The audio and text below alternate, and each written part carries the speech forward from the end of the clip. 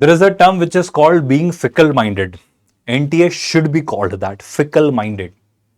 3 days gap was there. 28th of January, we, including me, we all were expecting it will be tough. And as per our expectation, it was amazingly tough. It wasn't as tough as JEE Advanced as many people predicted, but it was tough. It was decently tough. I'll say maths was amazingly tough, hugely tough.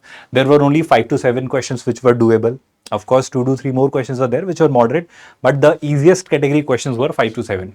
They were lengthy, of course. They introduced length calculation so that they could make it lengthy. Vectors in 3D, permutation and combination, and conic were the sections which dominated it. If I take inputs from Sumit sir about physics from shift 1, it was of course moderate, it was doable. 15 to 17 questions were decent questions where you should have put your focus upon.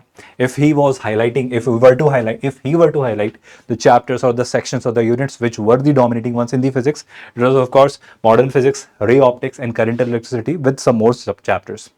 But these were the dominating ones. Gaurav sir is clearly instructing that chemistry was something unexpected in this particular shift. Yes, people couldn't expect this was to be a moderate to difficult one. Organic is something which dominated it more than physical and inorganic. And still he suggested, despite being unexpected or difficult or lengthy, 15 to 17 questions must have been attempted and done by a lot of students. Now, if I talk about shift 2 of 28th January, I'll say one of the easiest. That's why I'm using the word fickle-minded. So the trend was established that 28th will be tough. And again, it surprised everyone, mother of all surprises. So yes, a student was commenting God Slayer. NTA should be called the God Slayer. So with that, physics and chemistry were moderate, doable, easily doable. Again, as doable, better than the first shift, of course. Maths was amazingly easy. I will say a lot of questions were board level questions, 12th, 11th board level questions. Absolutely doable. If you know the logic, if you know the concept, you can crack it within 2 to 3 steps with decent calculation.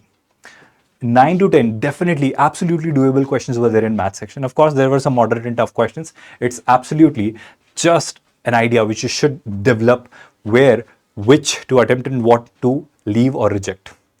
And now let's prepare for the April attempt. So let's gear up.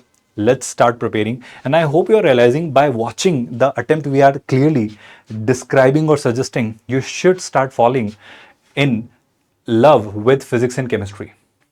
You should make yourself fall in love with physics and chemistry. I hope you can see the data here. We as teachers of maths are saying so, but trust me, we will definitely, the trainers of maths will definitely help you in excelling maths, but you should focus more on physics and chemistry. Those are the areas which will help you in score more because they take lesser time and they give you better output.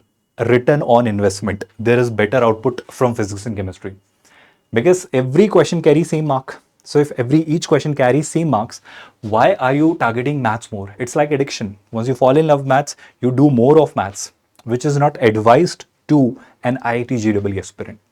With that, let's call it a day. Let's meet tomorrow with something better coming up as a comeback for the April attempt. Thank you so much. You have been a great audience. Take a good care of yourself. Good night, everyone.